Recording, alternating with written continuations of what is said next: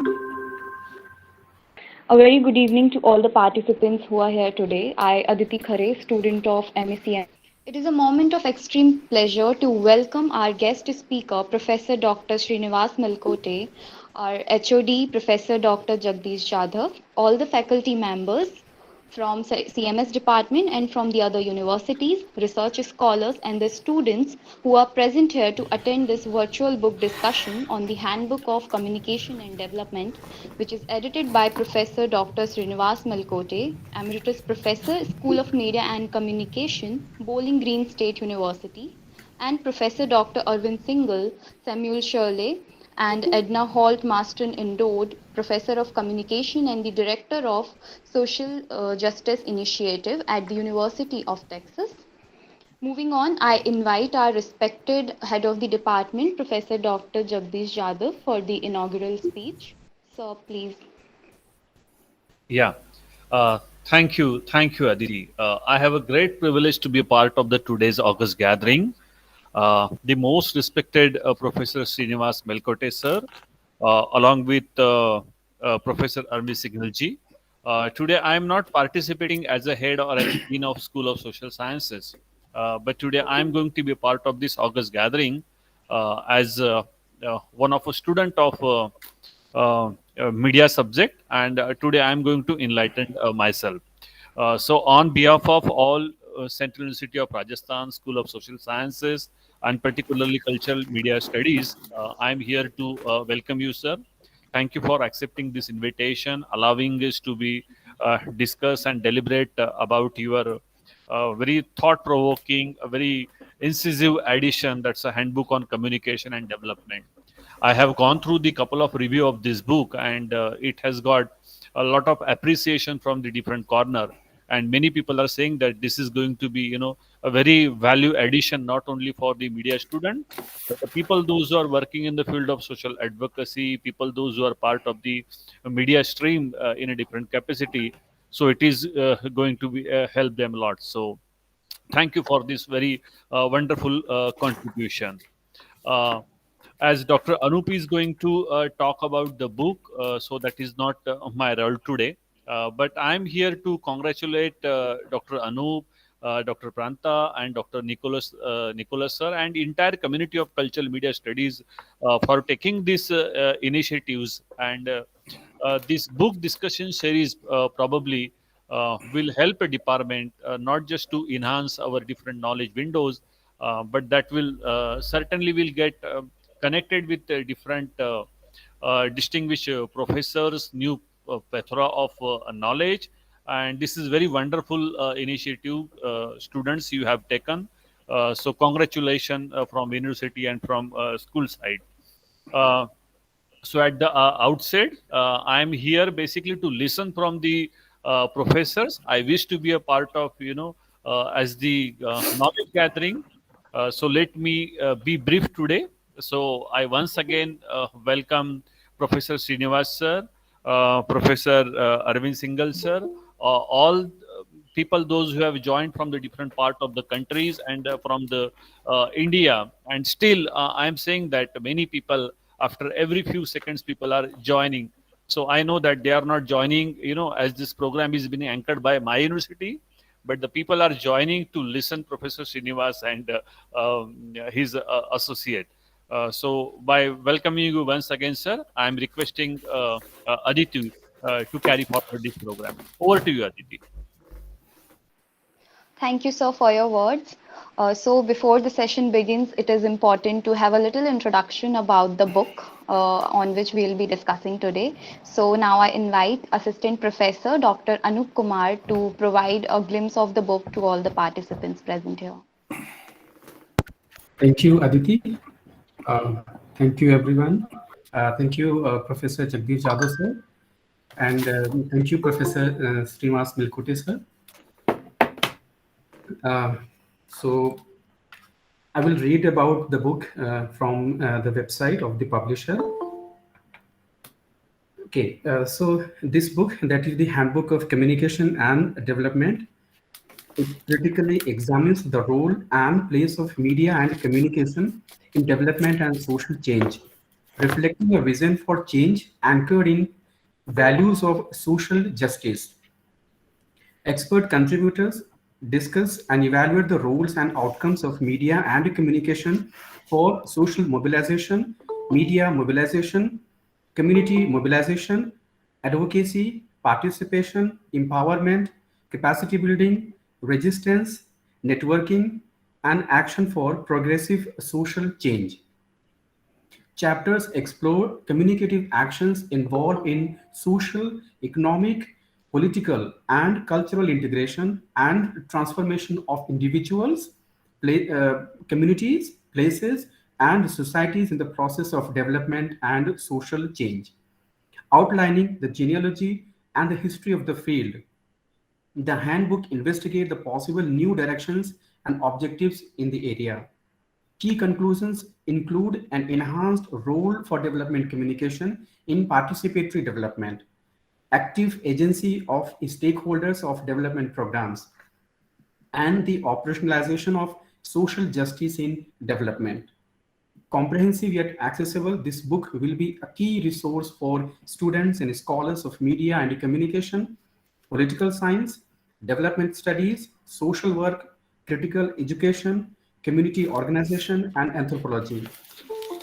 This will be also of value to professionals working in association and organizations dealing with development and social change. Thank you very much. Over to you, Aditi. Thank you very much, sir. So, as the introduction of this book was necessary, so is the introduction of our guest speakers. Now, I would like to invite Assistant Professor Dr. Pranta Pratik Patnayak to tell us about the guest speakers. Thank you, Aditi. Yeah, it's a great pleasure to introduce the Dr. Srinivas sir. I am from the background of sociology, but I have done my work in media, and in sociology we also have one MM Srinivas. And when I worked on media and development, and I read your book Communication for Development, Theory and Practice, which you had co-authored with Dr. Leslie Stives. And it's a great privilege today for me to introduce you.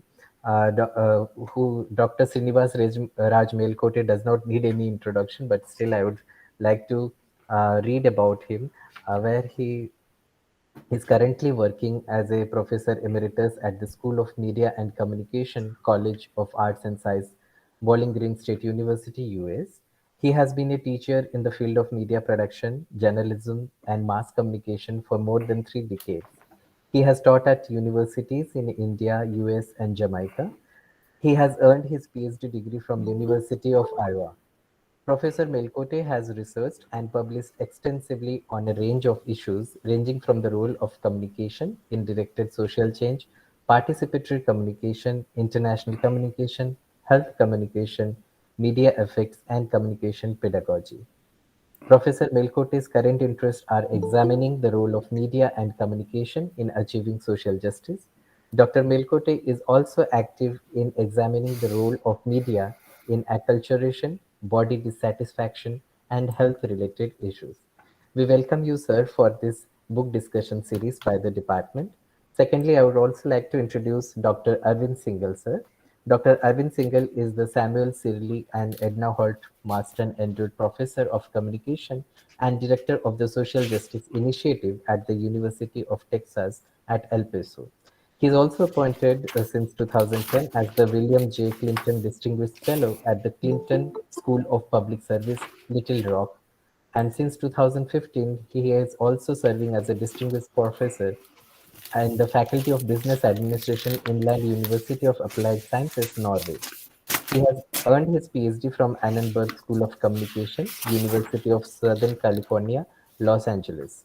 Professor Singhal teaches and conducts research on the diffusion of innovation, organizing for social change, entertainment education strategy, and his outreach spans public health, education, human rights, poverty alleviation, sustainable development, democracy and governance, and corporate citizenship.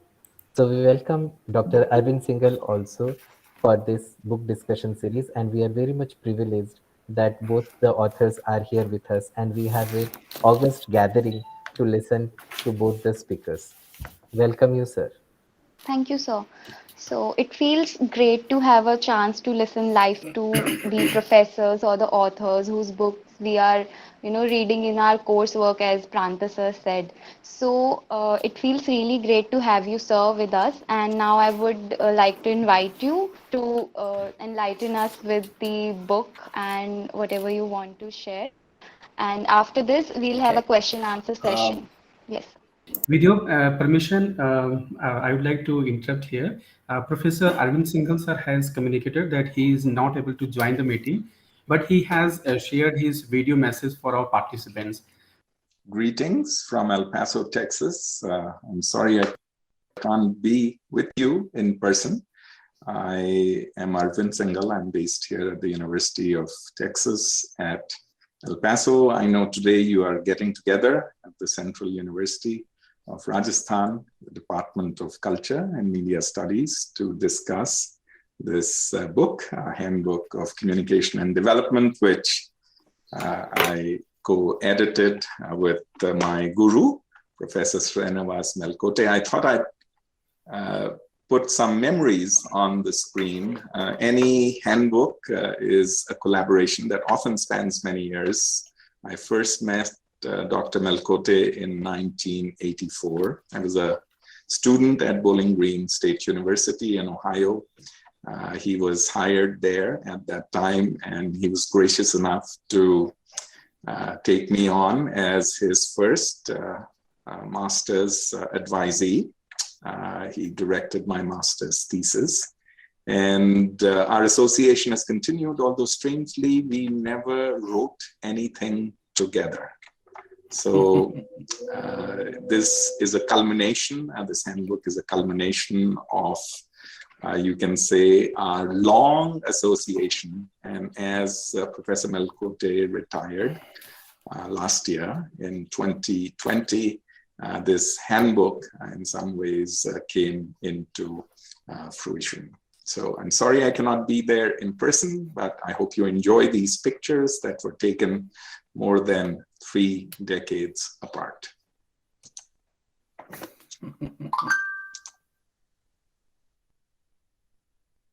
Thank you, sir. Now over to you, sir. Okay. All right. Good evening to all of you. If you're not able to hear me, please just let me know. It's a great pleasure to be here with you today. It's always a pleasure to talk to people about communication and development. And I'm pleasantly surprised that this book, which is hardly a month old, is already getting this kind of exposure. And I was pleasantly surprised to receive a email invitation from Dr. Anup Kumar, inviting me to talk about the book. And I did call up Arvind Singhal and told him, and so it's very nice. It's very nice that you could organize this this book discussion, and it's always a pleasure to talk to you. Thank you, Dr. Arvind Singhal, for all the kind words that you have said, and I hope that you can join me in at another time. So I will spend about maybe 15-20 minutes, to give you a very quick picture of this book, and then we can have some time for discussion. The genesis of the field of development communication began, as some of you who are familiar with this subject, it began with the theories and models in economics, sociology, psychology, and political science that came mostly from West European and North American countries, which prescribed a certain model, a certain trajectory, as I would like to call it, of development and social change for the so-called third world nations. And also, concomitantly, the organized development assistance programs by multilateral and bilateral agencies of the United Nations and the rich countries in response to the crisis following World War II and decolonization of countries in Asia, Africa, and the Caribbean. So that is where it all started more than 70 years ago.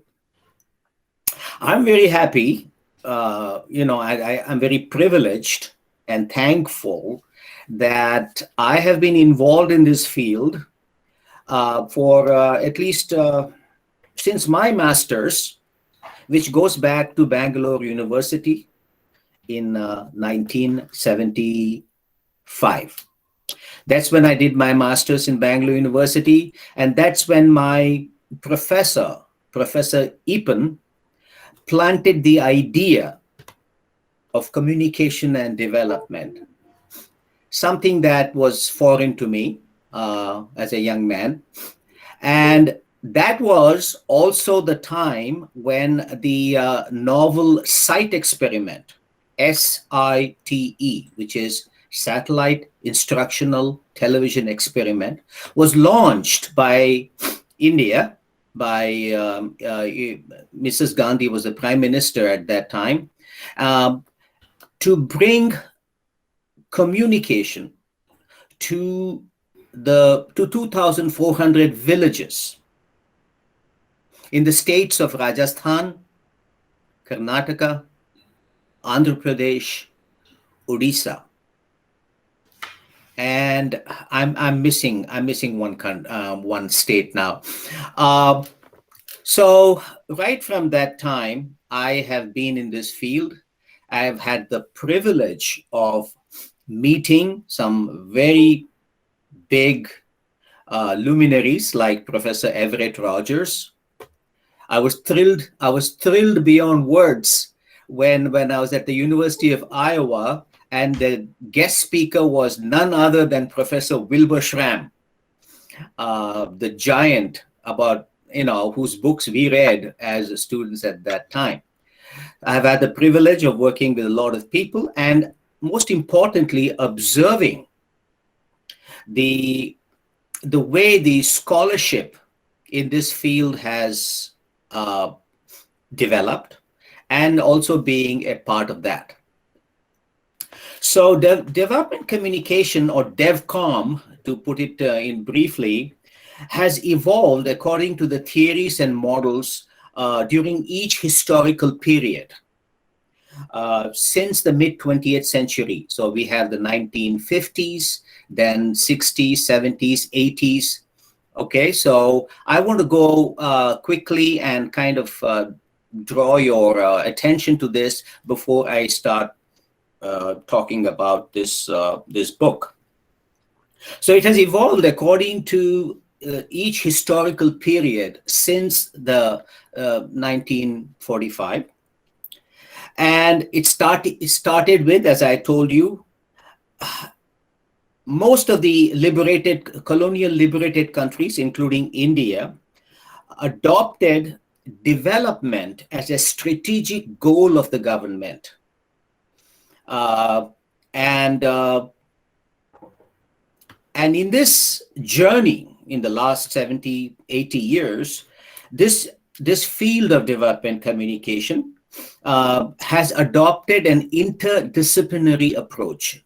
Dr. Pranta Patnaik just told us he's a sociologist. Okay, so the interdisciplinary approach, because as you all know, communication and media by themselves, I don't know, this is a very controversial subject, by themselves not, don't have a place, but all the other social sciences, whether it be sociology or economics or political science or anthropology, do have a place and a role for communication. And so naturally, it takes on a very multidisciplinary approach for development and social change. And this has transformed enriched research and practice in communication and development for social change. The models, the paradigms, the methods have evolved in the last 70 plus years. So if you have read my book and listened to me on other occasions, it all started in the earliest decades of the 1950s, 60s, 70s with the modernization model of development. And this was the prominent model after Second World War.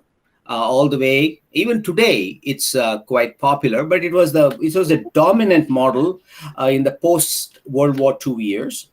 And basically, to put it in a nutshell,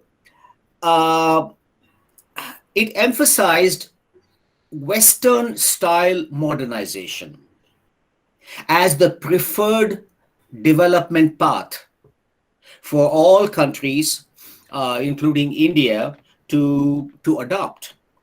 And it was influenced by the quantitative and the empirical social sciences, theory and methodology.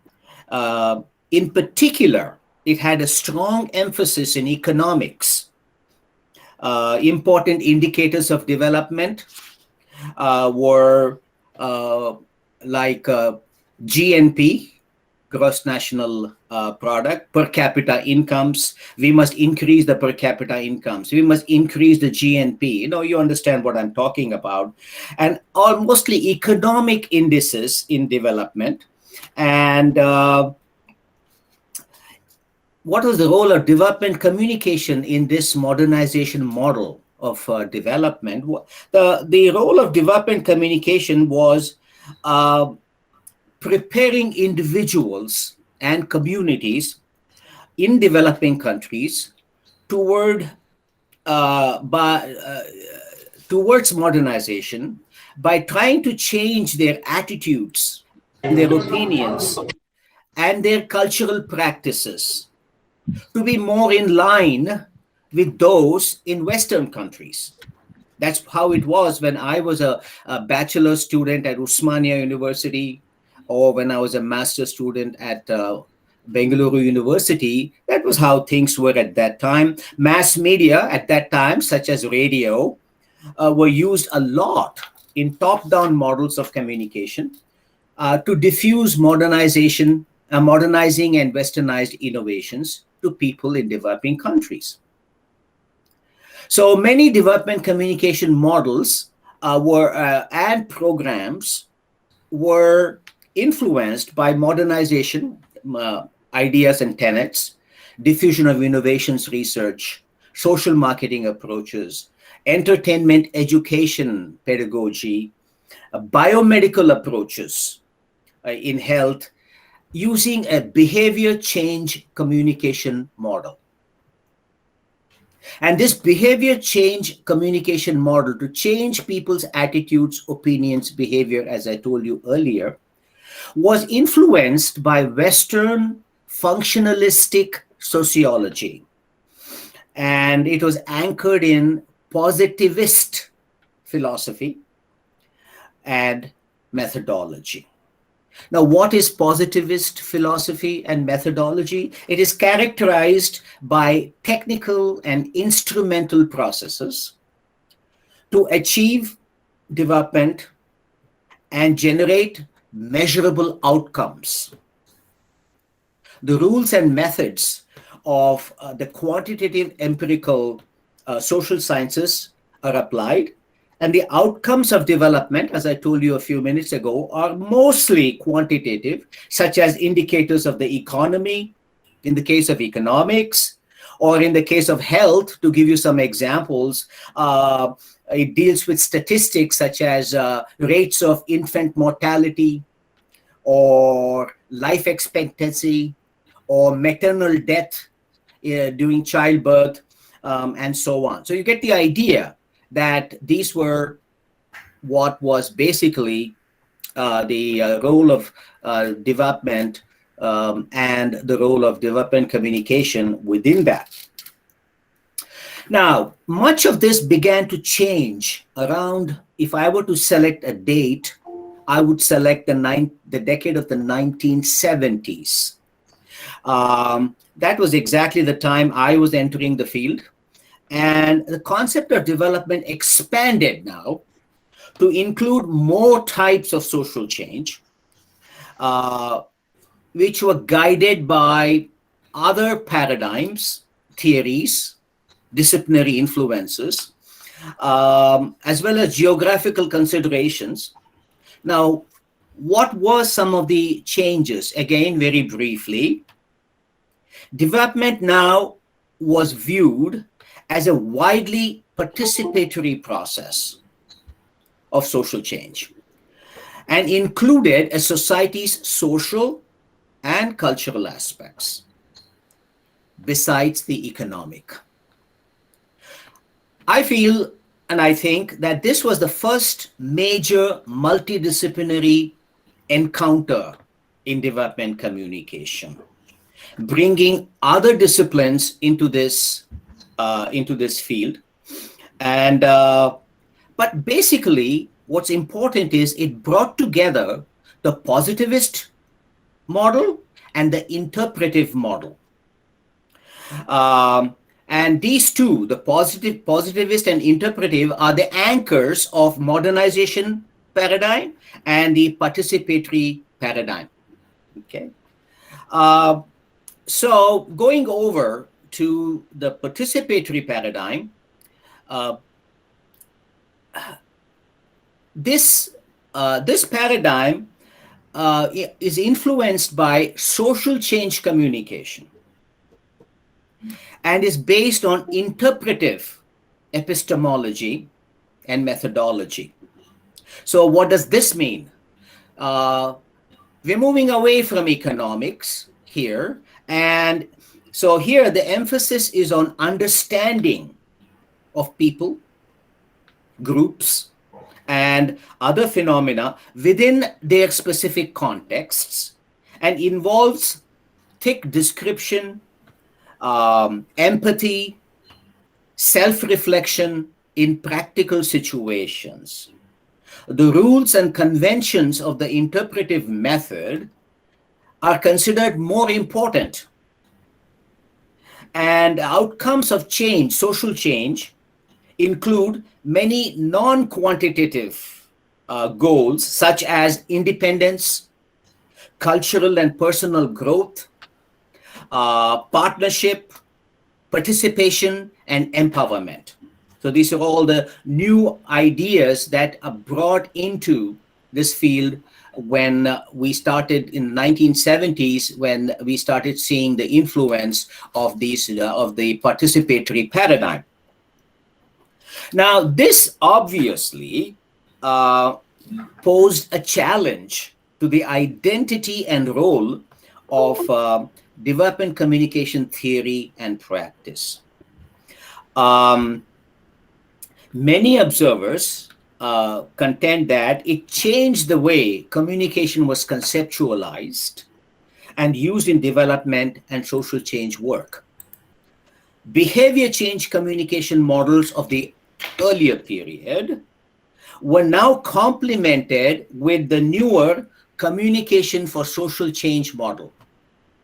Okay, so in these newer models, a participatory communication approach between the sender and receiver of communication was initiated, and the bias was towards horizontal participation, subject to subject. In the earlier modernization model, it was mostly an expert telling people what to do. It was top down. It was subject to object. But now it was people talking to each other at the same level. So horizontal communication models. So the bias was towards that, as well as critical awareness of the existential situations. Okay, because India is not United States, India is not UK, So you have to keep in mind the context in each country, within the country, if it's a big country like India, each region. And so critical awareness of what is happening at the ground level, and dialogic communication. Like today, when we start talking about it, we are talking to each other. It's a dialogic communication. So now I'm not trying to say that behavior change communication model has been eliminated. I would never say that. It's very much there and it's very useful. But each of these has a place. Okay, for example, certain activities like media information campaigns, health communication campaigns are better served by behavior change communication models. Okay, for example, COVID-19. What are the things that one should do to keep in mind to keep yourself safe? An expert would probably tell the rest of us, you should do this, you should do that. And it makes a lot of sense, okay? But the social change programs that involve participation, collaboration, capacity building, and empowerment, those are better informed by communication for social change model, okay? So that is very briefly, I'm introducing the participatory paradigm that has been with us since around the 1970s. And however, the definition of participation reflected a wide variety of approaches for participation. In many contexts, the level of participation required was low. And so in other words, participation meant different things to different people and programs. That's the point I'm trying to make. And as a social critic, I would like to say that the participation initiatives in institutional and government and other such development programs are slanted towards maintaining the status quo in society, not disturbing the power situation in societies, and they are seldom counter-hegemonic. I know this is a very big term used by political economists. Counter-hegemonic is that in these participatory models, they don't attempt to change the social structure and the power structure, but actually try to fit participation within the existing power structure. So now we move on, and we are moving forward from 1970s into 1980s. And again, scholars have documented that there were more changes taking place in DevCom theory and research.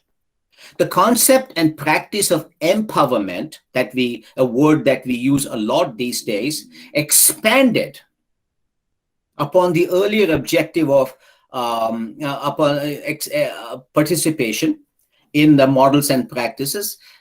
I would say by middle 1980s towards the end of 1980s. This was, I feel, a second major interdisciplinary thrust in DevCom research and practice. The construct of empowerment identifies the underlying constraints in social change, such as, for example, the lack of power among the people at the receiving end of development programs. So critical research goes beyond the instrumental interest of achieving and improving development outcomes, as we saw in the positivistic modernization model, or the self-understanding and interpretive dimensions, as we saw in the participatory model, to also critique the social, economic, and structural impediments and challenges that prevent people from emancipation due to discriminative and coercive societal structures and influences. So now, disciplines such as community organization, critical education, women and gender studies, community psychology, and many others like these offered new concepts and practices that could be incorporated into development communication theory and practice. Okay. Now, the difference between modernization and participatory approaches and empowerment approaches, the differences are very stark when you look at their implications for development communication. Modernization uses the transmission model of communication, which involves sending a message from a source to a receiver with in a linear and top-down fashion, and the messages are mostly prescriptive, telling people to do this and do that. Okay, the transmission approach is insufficient to the task of development and social change. It's important, but not sufficient. Participation and empowerment objectives require building understanding, empathy, partnership, and capacity building with the people who happen to be the beneficiaries of development programs. The emphasis now of development communication work has expanded under the empowerment approach to value communication not only for its transmission value, but for its organizing value. Okay? Because communication in the earlier days was used to how to move messages from point A to point B, very important. But now communication was being used also to organize people, bring people together, bring communities together, build solidarity, build partnerships, and so on. Very, very important, change that we are seeing here. So the objective of development has now expanded to the goal of empowerment of people, building of local capacity and equity. And the objective of development communication are now expanded to include the activation of social support systems, social networks, empowerment of local narratives, and facilitation of critical awareness, and facilitation of community power. The role of the development communication worker has also changed under this approach from being just a communication expert to also be a collaborator, a facilitator, a participant, an advocate for individuals and communities, a risk taker, and even an activist on behalf of the people. So in summary, the multidisciplinary influences on dev communication, on DevCom, has been profound under these different models that I have talked about. And it has evolved from communication for development to communication in social change.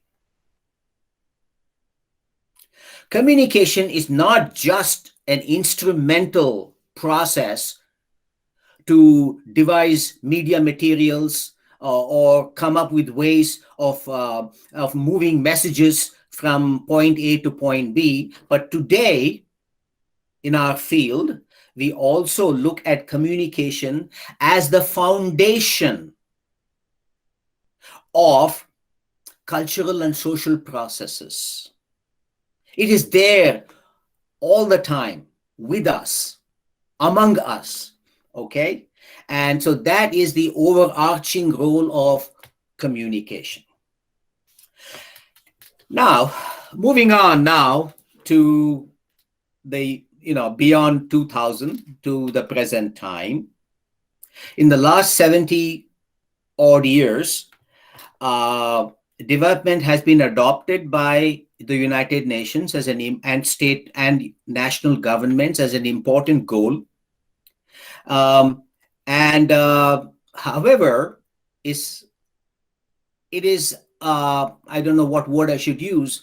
It is disappointing to see that the spread of development has been uneven in many countries and within countries and communities.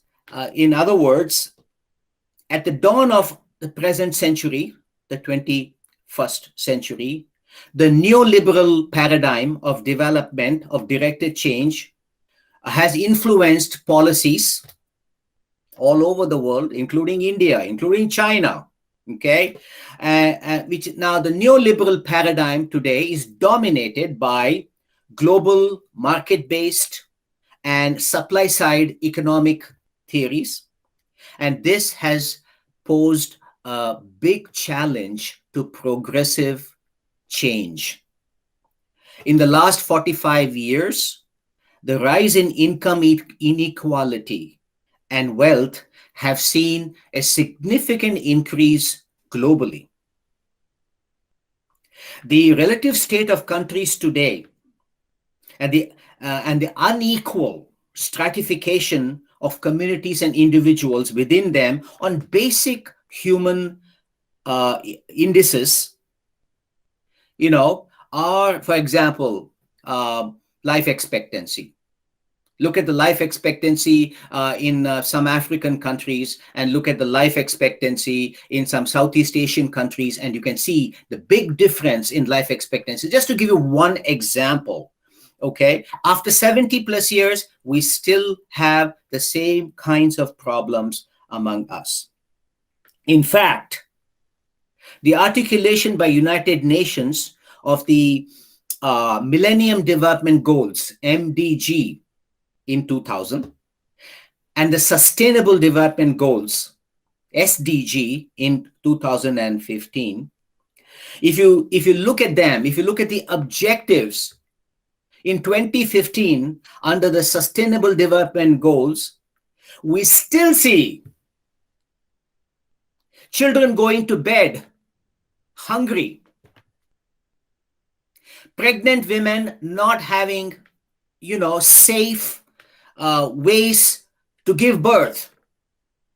Today, when we are sending people to the moon, or we sent people to the moon long time ago, we're trying to send people to Mars.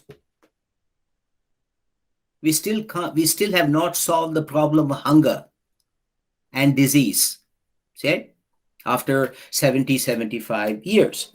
So that brings us to the present moment. That brings us to this handbook. Okay, and I have written about this in my other book with Dr. Leslie Steeves. What should be the priorities of development communication in the face of all these contemporary realities and challenges?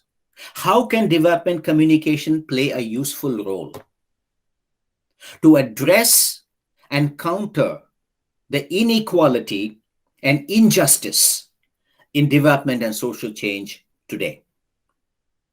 What are the ways in which we can visualize and reconstruct or expand the mission and roles of media and communication in development and social change towards social justice goals and outcomes? These are the leading questions that are being posed by scholars, administrators, and practitioners in many fields, including media and communication. And they are pointing towards social justice Notice the term social justice has become a very important keyword in the last 5 to 10 years. We didn't have social justice as a goal when I was a student, or even 30 years ago, but today it's very important. Okay, so the goal of social justice should serve as an anchor for development communication theory and practice. Now, just like participation earlier, I said it can be defined in many, many ways. Same is the issue with social justice. What is social justice? What does it mean? When somebody uses the word social justice, we all say, oh, yes, yes, yes, social justice. But what do you mean by social justice? So, in the introduction, Dr. Anup Kumar was talking about the operationalization of social justice. So that, influenced myself, Arvind Singhal, and others to talk and write about this. And that brings us to this particular handbook, because the operationalization of social justice, that is the way it is defined, we feel does not reflect all the facets of social justice. So the chapters in this handbook, and there are a total of 19 chapters in this handbook, attempt to capture the different facets of social justice and the roles of and social justice in the roles of media and communication in development and social change. So the chapters in this handbook deal with social mobilization, media mobilization, community mobilization, advocacy communication, participatory communication, empowerment-related communication, capacity-building communication, resistance communication, culture-centered communication, and other models for achieving social change with social justice as a very important goal. So that's a brief introduction to the chapters in this book. And since you want me to talk and then have a discussion later, I want to very briefly talk about what are some of the lessons that we have learned through all these chapters. Now, once you have read the 19 chapters in this book, how can you summarize it? Now, each chapter is written by a person who is, I would say, an expert in the use of media and communication. It covers all the continents, and it covers modernization model, it covers the participatory model, it covers the empowerment model. So each chapter has a valuable contribution to make. And obviously, I don't have the time to explain to you every chapter. But basically, I can tell you that these chapters not only follow the well-trodden path in development and communication, but they also importantly, critically examine the place, the role, and effects of media and communication in development and social change towards with a quest towards social justice. Okay. So let me summarize for you in about 5 minutes or maybe 10 minutes, and then I'll stop talking and we can start discussing what are some of the major lessons, ideas that we can take away from this volume. I would say that it presents an expanded view of development communication.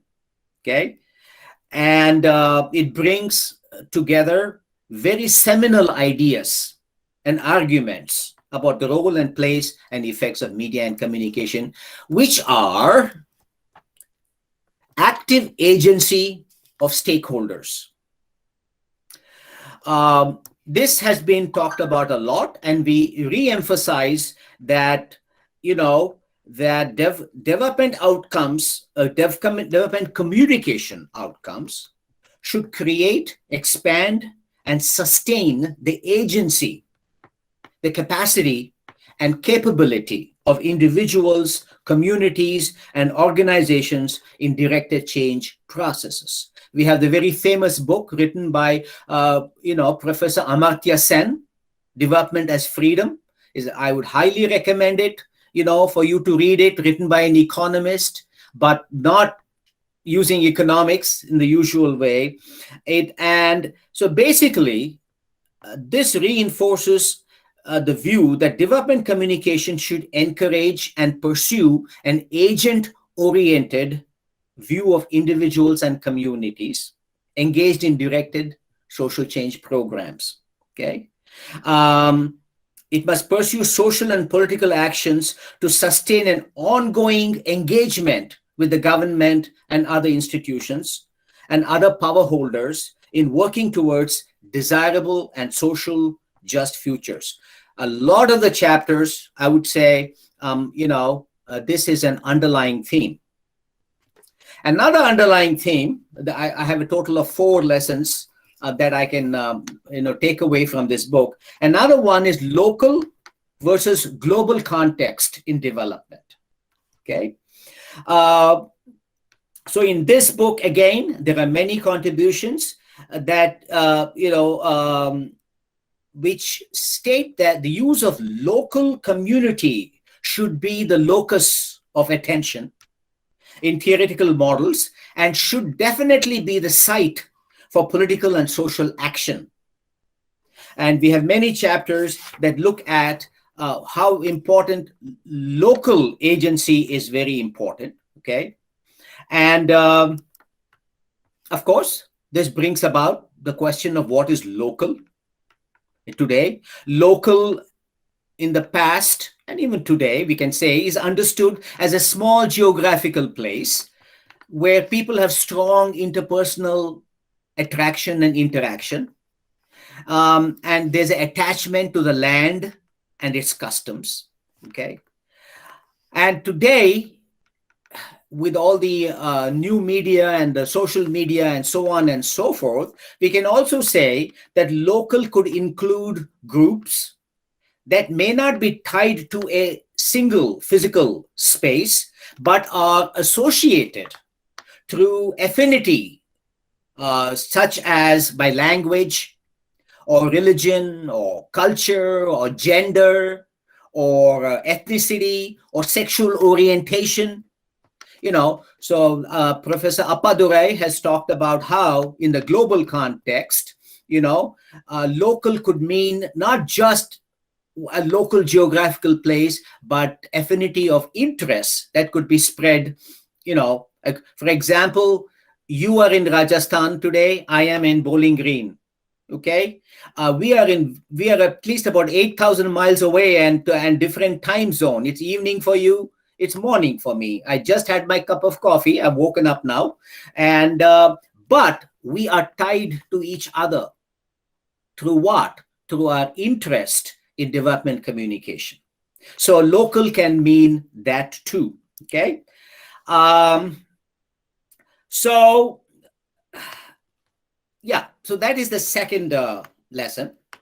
The third one, which is a bit technical, but I do want to talk about it, is it presents an enhanced role for development communication, particularly in development communication projects and programs. Okay.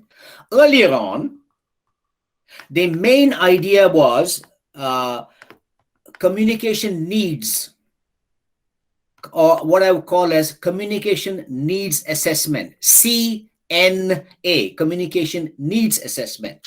especially under the modernization model. Now, what was that? It was basically that people don't know. People don't know that they have to eat a healthy diet. People don't know that they shouldn't have too many children. People don't know this. People don't know that. We have to tell them. And through communication, through radio, through other media, we have to spread the message so that people will know. And the whole thing was about moving a message from one place to another place. Okay, that's a communication needs assessment. It is still important.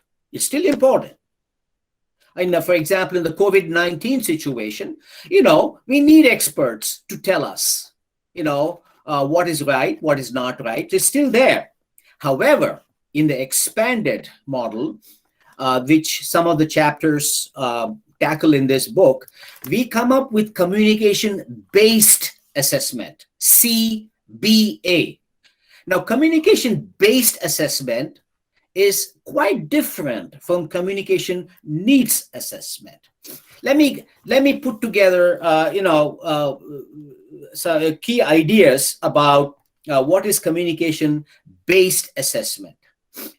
In a development communication project, we have many agencies that are working. There is family planning, there is agriculture, there is irrigation, there are so many agencies that are working for development.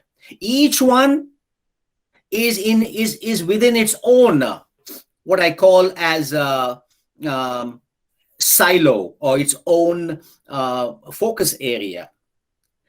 And this has been a problem. How do we bring them together?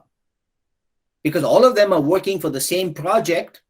How do you bring them together? So in communication-based assessment, the expanded view, we are talking about development communication as a dynamic set of techniques and knowledge and tools that help to identify and meet project objectives that could also include non-communicative factors than just being concerned with communication and message-related factors. For example, there's a development project in a certain village in Rajasthan, and we are talking about bringing water. I'm just picking an example. Bringing water, clean water, to the villages, and so you come up. So the waterworks department, or some department related to that, will come up with strategies of, okay, the water source for this village is over here, and this is where you need to go, and this is how you need to, get your water. Very good. But when you actually go to the village, you find out that to go to that water source, you have to walk through a certain part of the village, which is segregated by gender. Men cannot go there because women are there, and or a certain caste, you cannot enter there. And therefore, your whole blueprint, your whole project of bringing water is not going to happen because of the local cultural factors. This needed to have been looked at the very beginning by bringing together anthropologists, sociologists, and others, and looking at a holistic situation. This is what, so communication-based assessment is how to bring all of the different agencies together on the message, on the strategy. Okay, it's very important, and communication here is not moving a message, but the organizing value of communication. How can we bring different agencies and different people and communities together? Okay, it goes beyond social assessment to also investigating local political, economic, environmental, technical, and other dimensions of a problem, ranking them, prioritizing their issues within a certain methodological framework so that communication can present a value added tool to improve the design and efficacy of projects.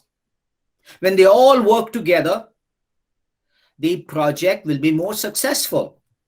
Let me end this point by giving you an example. I'm sure if you may have attended a symphony, a Western symphony, or seen it on video, you will see so many musicians, people playing the violin, people playing, on the piano, the organ, and so many instruments. But there is one person there, a very important person, who's not playing any instrument. Who is he or she? The conductor of the orchestra. He or she is standing in front of all these musicians and going like this, bringing all that music, all the instruments together to produce a beautiful tune. Okay? So think of communication strategies as that, bringing all the different actors together. So that's a communication-based assessment, and that is a new idea that is point in the book. Finally, the last one that I would like to talk about, an addition in this book, is social justice. I did talk to you about social justice, and so, like Professor Amartya Sen, these chapters look at social justice as freedom from and freedom to. Two very important concepts that we introduce here: freedom from persistent discrimination and deprivation of resources for people.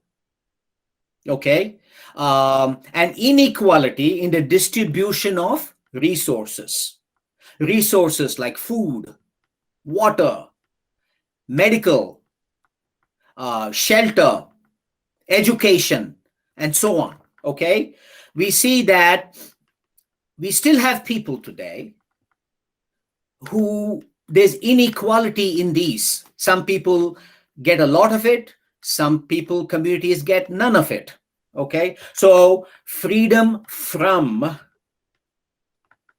persistent deprivation of important resources and inequality in the distribution of the risks and rewards pertaining to such factors. For example, at the very early stage of COVID-19 in India, we had migrant laborers who were left high and dry. The lockdown happened, all the buses, the trains and everything shut down, and people were said, stay in your homes. But migrant labor, coming from hundreds and thousands of kilometers, what were they to do? How were they supposed to go back home? They didn't have money because there was no wage labor. They didn't have food to eat. They didn't have transportation. Whereas people like you and me, we were comfortably in our homes. Okay, so see how risks of development are so unequally shared between different groups. Some groups are just left high and dry. So this is what I mean by inequality in the distribution of risks and rewards. So one aspect of social justice is freedom from those kinds of things. The other aspect of freedom that we emphasize in this book is freedom to. Here, as Professor Amartya Sen explains very nicely in his book, social justice under Freedom 2 explores the politics of self-actualization. What do you mean by self-actualization? Is that basically the role of communication should explore uh, how people can live meaningful lives, satisfying lives, okay, as satisfied human beings. Okay, freedom to explore different ways in which we can live and work and lead meaningful lives. This is very different from Freedom 2. And so here, under Freedom 2, we are looking at politics of self-actualization, which I'll expand a little more. So in summary then, as for Freedom from is conclude this section by freedom from that social justice in development should articulate freedom from persistent deprivation of resources that everyone should have access to, such as basic education, healthcare, gainful employment opportunities, and guarantees of individual safety. Okay, all people should have access, to social safety nets, and should have access to clean and safe environment. Okay, so in this book we articulate that directed change outcomes for social justice should be operationalized as, under the freedom from model, as the establishment of structures, policies, rules, norms, etc., that value the rights of individuals and communities to access resources that will free them from underdevelopment. In other words, freedom from deprivation in all areas that is basic to our survival: food, water, shelter, medical, education, and so on. Under Freedom 2 approach, I would summarize that social justice under the Freedom 2 dimension must operationalize the politics of self-actualization, which is establishment of policies, structures, norms, practices that value and provide choices and opportunities for people and groups and communities to enhance their capacity and capability to live effective and meaningful and satisfying lives. This would include diversity and inclusivity of different voices, civil rights, which include free expression of speech, autonomous mass media, and transparency in all transactions that are open to public and media scrutiny. So that is Freedom 2.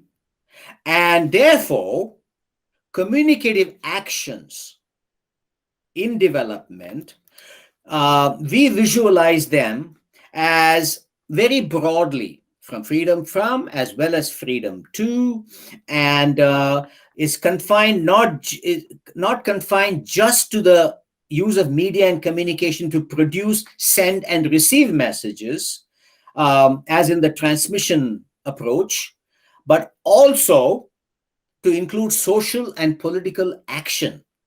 For a few examples, a vibrant public sphere where people can have active public discussion about issues that are important to them, a mass media system that supports equity and diversity, empowered communities, civil society groups, creation of an assertion of new actors, new places, new ideas, new practices, new identities, new voices, a democratic participation of people in the public marketplace of ideas, building social capital, and engaging in people in citizenship and civic engagement for equity and diversity. So that's the role that we emphasize in all the chapters, for the role of development communication. With this, I am going to stop. I think I've talked too much, and I look forward to a discussion. Thank you.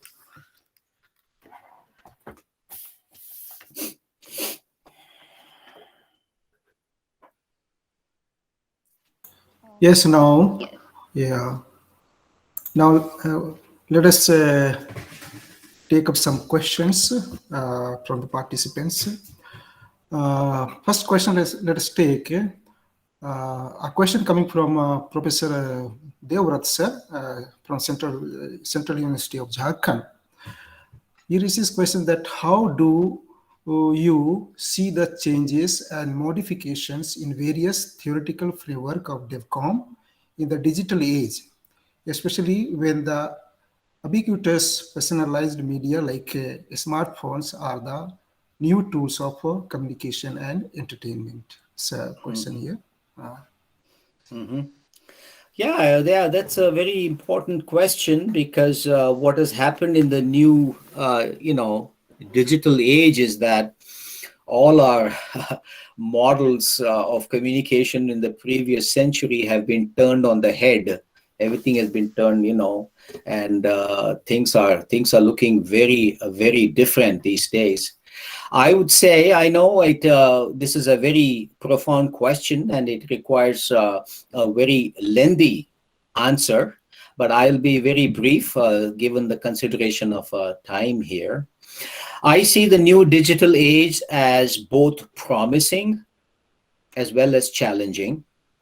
Promising being today, for the first time in the history in the human history, for the first time, we have pretty much everybody having access to communication, as a sender of communication, as a receiver of communication. Gone are the days when we have to listen to experts, doing all the strategies, talking to us. Today, anybody can participate. Today, using social media, you can be a producer of communication. Using the new digital tools, you can send out. Now, all you need is access to Zoom, or access to this present, what we are using today, Google, whatever. So it has become so easy today, relatively easy, to participate as an active participant. The challenges of the past, of infrastructure and so on, has gone away. And so that is very promising. So today we have the tools for greater participation of everybody. But what are the challenges? So let me say, like, there's the one microphone, okay? In the past, this one microphone was used by one source, an expert, who used the microphone to tell all of us what to do. But today, there are 100 people in front of the microphone, because there are so many microphones. Everybody is talking, and one person is contradicting the other person. Okay? And so today we have a cacophony, chaos, too much of communication. We have some new kinds of problems today, like conspiracy theories, that is wreaking havoc on us. All kinds of messages and stories that are completely untrue, or highly exaggerated, or misrepresented, are being forwarded and being told. And this is leading to all kinds of problems in society and for governments through these conspiracy theories. There is no control anymore. In the past, there was control, like only some people could indulge. Now today, anybody can. And so this is making things very, very difficult. Freedom comes with responsibility. Okay, there is no 100% freedom. You have to temper freedom with responsibility. Unfortunately, today, people are using their communication freedom without paying any attention to the responsibility, creating havoc in society. Now, I don't have a solution to this question, nor do most people have. This is something that we need to be looking at. What are the challenges? Because today, communication infrastructure is easily available, and it makes it more challenging today to carry on.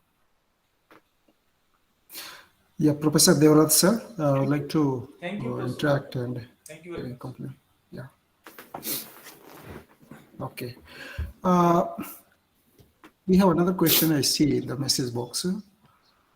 A question coming from Joya Chakrabarti from Tezpur University. The question is that we tend to celebrate new age of technologies in many development programs in a country like India as a means to overcoming all access and participation inequalities. Most of the critical scholarship in this field most often remains confined within academia and rarely actualized by last mile development facilitator.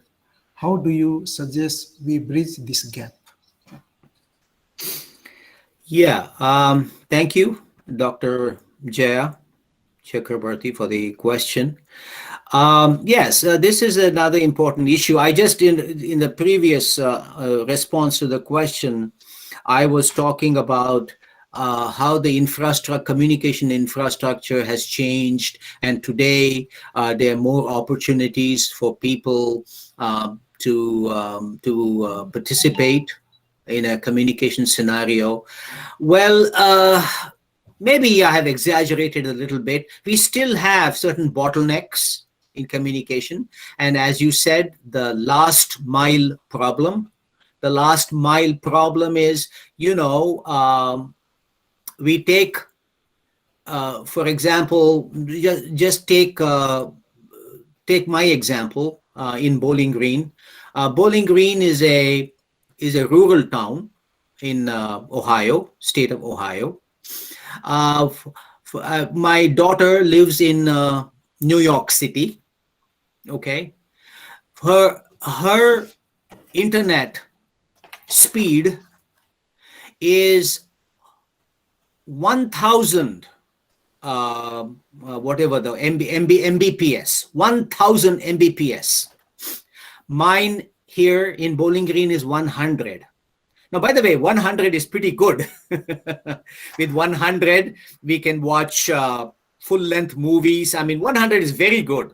Actually, a few years ago, I had 50 Mbps. Okay, so imagine 1,000 Mbps. Okay, now the reason I have 100 Mbps, even though I'm in United States and she also is in US, is because she has optical fiber connection right up to her flat. I don't have optical fiber connection. I have optical fiber connection up to the nearest telephone pole. From there to my house is the regular copper tube. So this is a bottleneck, last mile problem. We have this last mile problem everywhere, and mostly rural areas and underserved areas have this last mile problem. Even in this age of new media, they are not well served in this. So this is a problem. And my talk today, the points I told you earlier in my talk is how the rewards of development are so unequally distributed among the populations. We still have countries. For example, in Africa, it's entire countries. In India, it may not be the whole country, but several states in India or regions within a state that have this last minute problem. This is an infrastructure problem. and governments are looking at that. We need optical fiber connections, and we also need to bring, again, I don't want to repeat everything that I've said earlier, but we need to bring more people, more actors, more voices into the marketplace.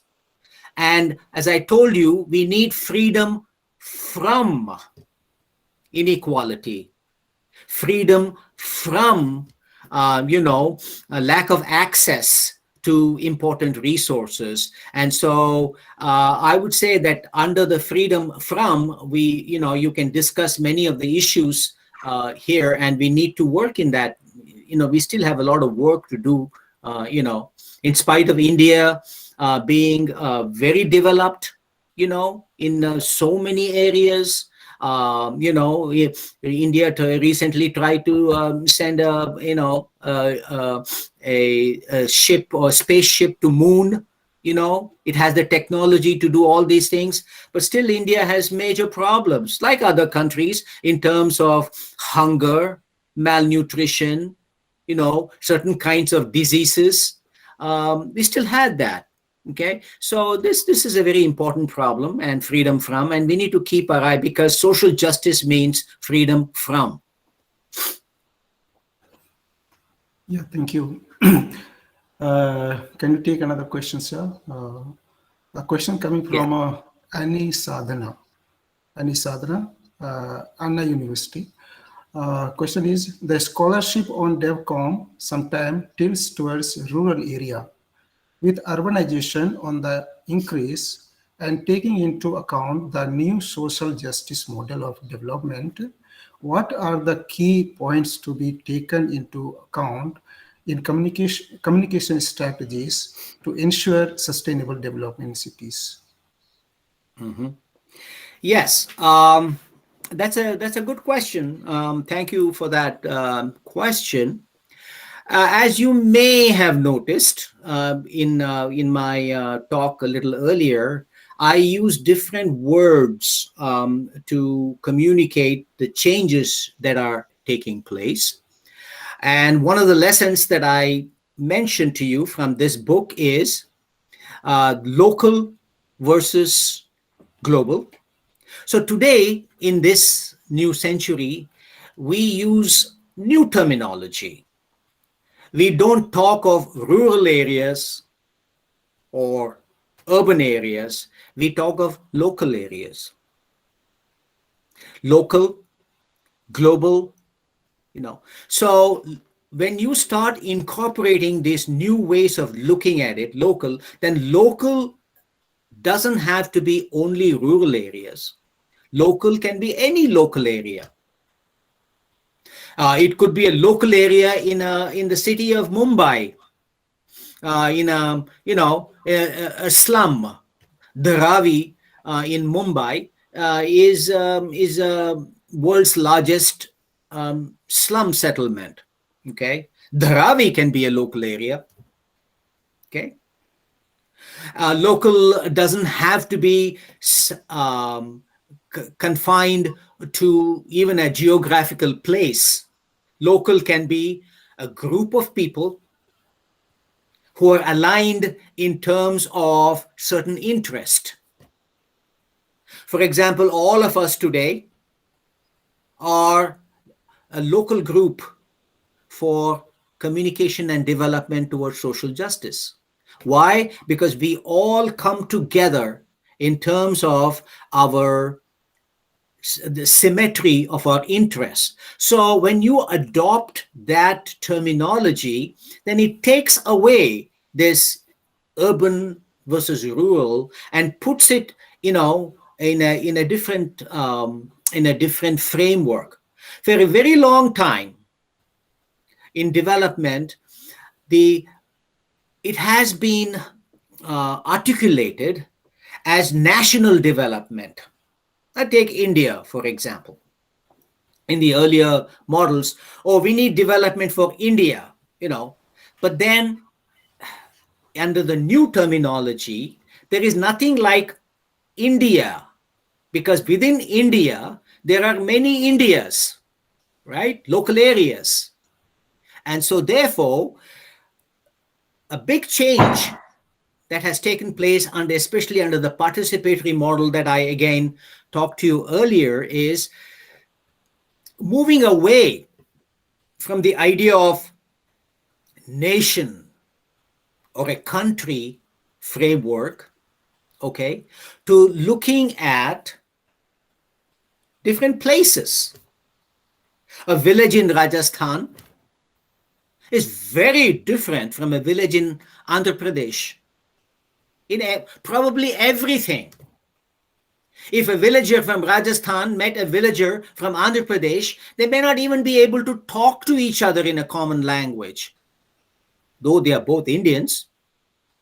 So, in the new language, we have moved away. So we talk of development, as I talked to you in the empowerment model, of bringing new places, new voices into the debate, into the discussion. And I think that will give you a path to discuss these kinds of issues. Thank you. Yeah. Can we take another last question? Sure. Yeah, sure. A question coming from Manoj Kumar Das, Sikkim University. Do you feel we should speak of development as communication, in bracket, or maybe the other way, rather than talking of communication and development, or communication for development, C, number 4, and D like that, or such similar terms, or even development communication? Okay. Yeah, that is a very interesting and an important question. As I was telling you, I'm trying to search for a proper. You give me 1 second here, because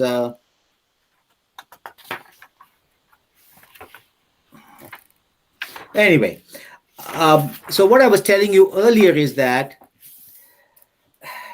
the two terms no longer are separate.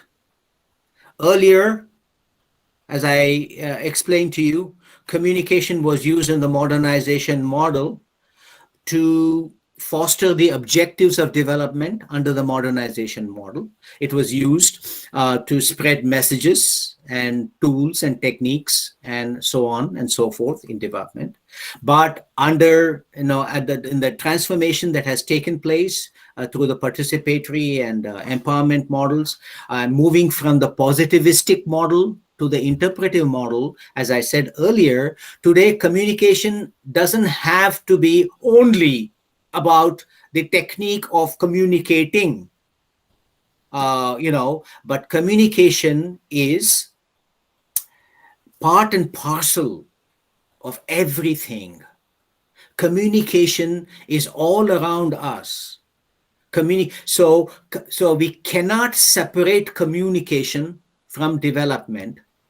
Okay, it is there. Okay, we are all of us. I have an interesting observation. I always mention this to my students, and I ask them a question.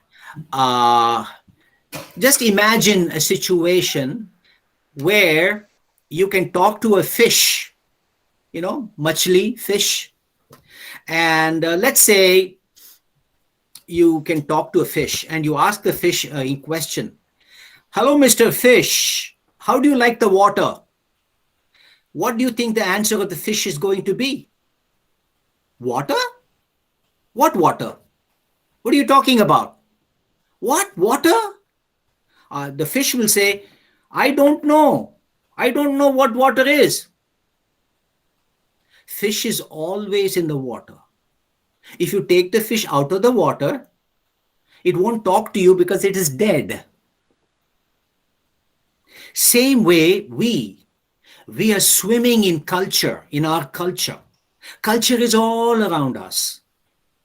Culture and communication are all around us. That's where we all swim. We can't see it because we are living in it. Okay?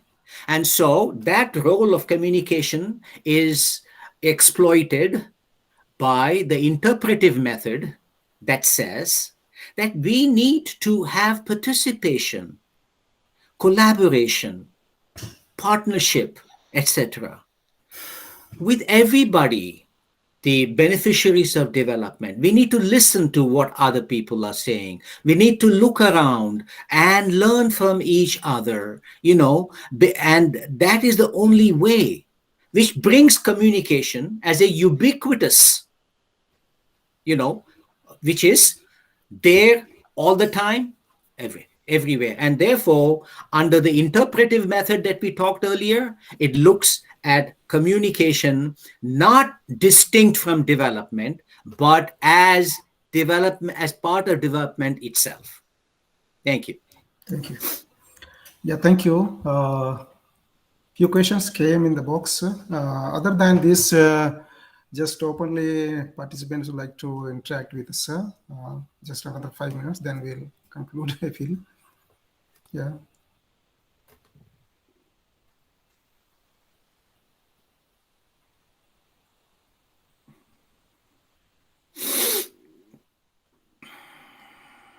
Yeah, I think no questions coming.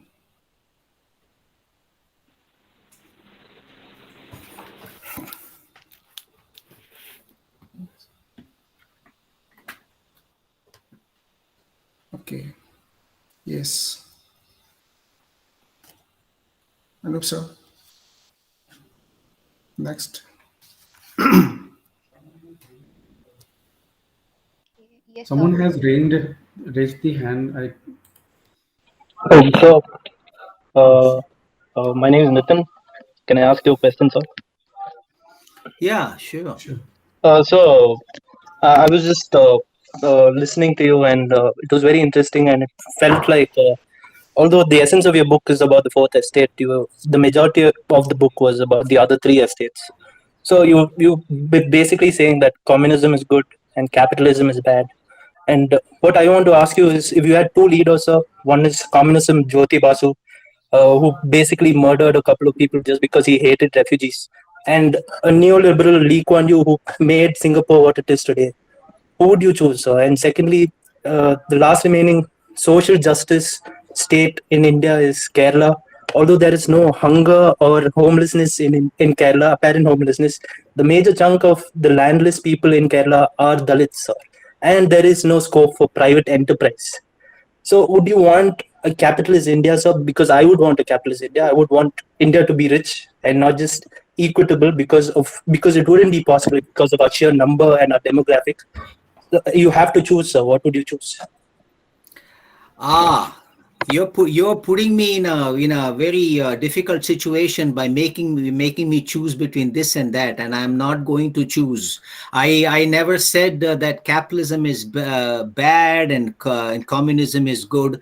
I cannot talk like that, because I just told you that we need an expanded view of development. We need new ideas, new voices, like you and I and everybody else. We all have our ideas, our views. Nothing is more important than the other.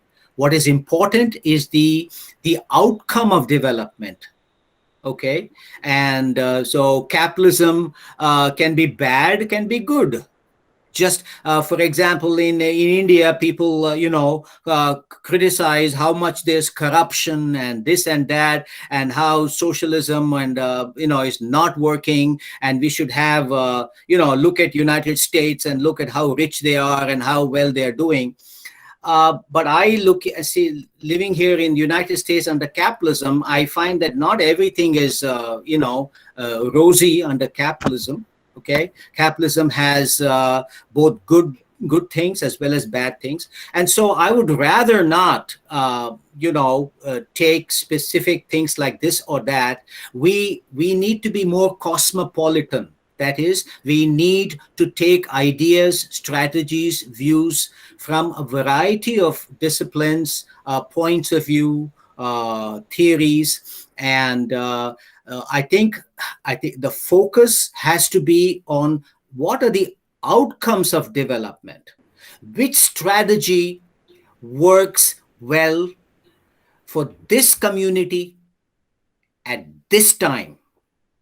There is no more, in the present age, there is no more one solution to all the problems.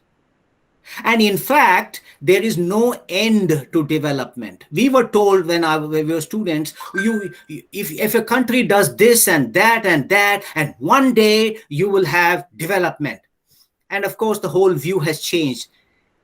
Social change is a continuous process. Social change never ends. Okay?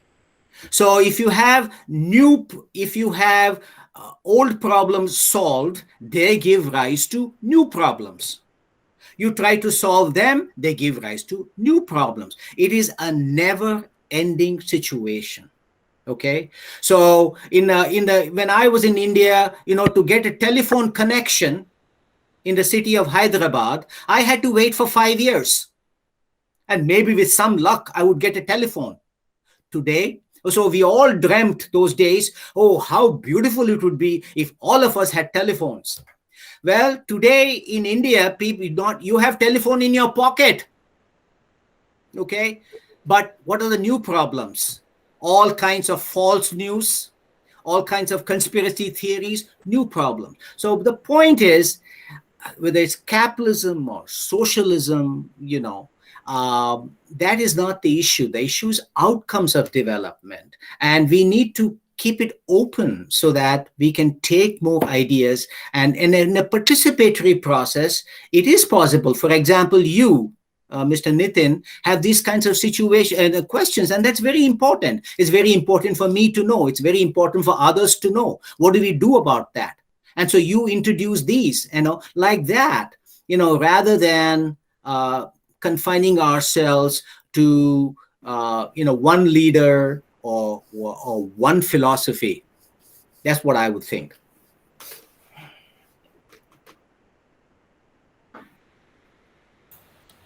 Yes, Aditi. Yeah. Thank you so much, sir, for enlightening us with the theories and how the times are changing and how development communication or the researchers should, change their ideas while working on different kind of strategies to bring development communication in today's time. It was a very good session, and I think everyone must have enjoyed it. So now I would like to call Dr. Nicholas Lakra to propose the vote of thanks. Yeah, thank you, Aditi Kare, for inviting me to propose a vote of thanks and to conclude the session. I'm Dr. Nicholas Lakra. I'm a coordinator of the department. I find this session was very fruitful, and really it is a challenge to talk about development communication in present context. And our idea was to provide a platform why we are running this kind of series of book discussion. And this series is the first of that series. And we picked up a new book came in the human society, Handbook of Communication and Development. And how we see that development is very important field or discipline in human society. And I feel that what I heard from the author of the book, Professor Srinivas, and also Arvind Singhal, it is a great contribution to human society, because the communication scholars who are in the field of communication studies, we see that communication is the most important part in human society, and that's communication which builds society, and it's meant for building human society. And this book is very in-depth, very in-depth, and very in detail. Actually, sir has enlightened us about the book, but it will be more understanding will take place when we read in depth. And I feel that, and also recommend that this handbook of communication of development must be in our hand. It must be in our hand, for ongoing reading and gradual reading and slow reading. Okay, and sir has this book is a very larger perspective and very comprehensive. Okay, a larger perspective in the sense how communication is enlarging in human society, and it is going. Communication goes along with the human society development, and sir also says that at the end he comes down with a social change, and social change will go on. Same way, communication understanding what communication, science of communication also go on developing. And also, sir has underpinned this book that how communication development has gone undergoing changes. There is a historical perspective. Under that, he also explained the modernization theory, modernization model, and things like that. Participation model like that. So it's still undergoing changes. So what I underline that it is interdisciplinary, very interdisciplinary, and it stretches in every aspect of social life, socio-economic, cultural. Okay. So also, sir also has this is a new thing that sir has enlightened that how communication it should be helpful for solidarity, bringing us together. Okay, and also building local community and also social justice. So, and also communication is the foundation of cultural process. This cultural perspective was came into development communication very later. And also communication is development communication should be contextualized. There was earlier understanding of development communication was from one side. Rich people or rich countries have their perspective of development communication.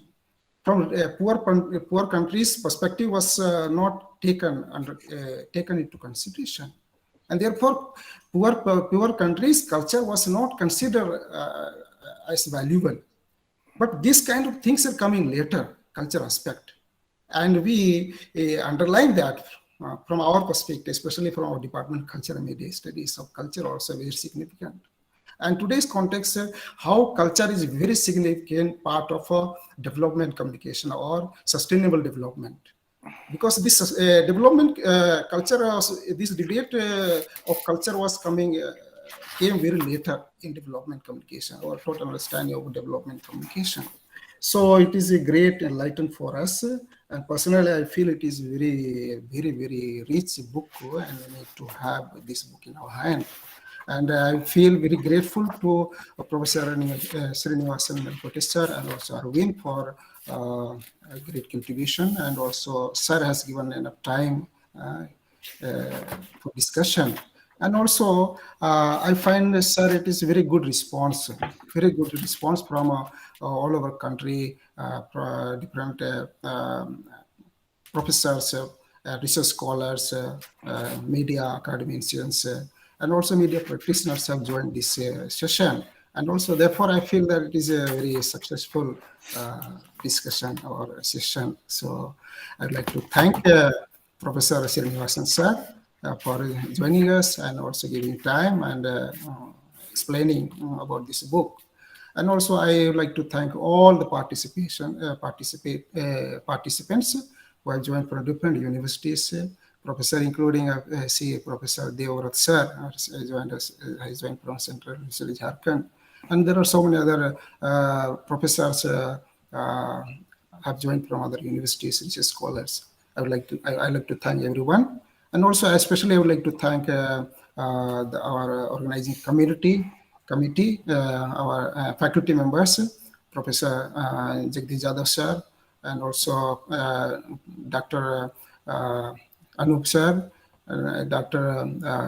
Neeru ma'am, and also Pranta Pratik Patnaik sir. We discussed together this kind of program or discussion series, book discussion series will launch and will continue in the queue, there are other books also, discussion sessions are coming. So we'll send information. So we expect that you join other sessions also. So on behalf of department, I'd like to thank everyone for joining, especially Professor Srinivasan sir. Okay. So thank you once and all. Yeah. Thank you. So we can end here. So see you. It's nice to see you, sir. We read about you read book, but in person we see you. So that is a great thing. In person we see you. Thank you. Yeah. Thank you. So thank Yeah. you. Okay. Thank you, Anu. Thank you very much, sir. All Thank right. you very much. Okay. And thank you, Dr. Pranta. Thank you. Okay, thanks. Thank you, sir. Thank you. Aditi Yes, Kare. sir. Thank you so much for Thank you, sir. moderating an introduction till the end. Okay. So thank you so much. Thank you, sir. Okay. And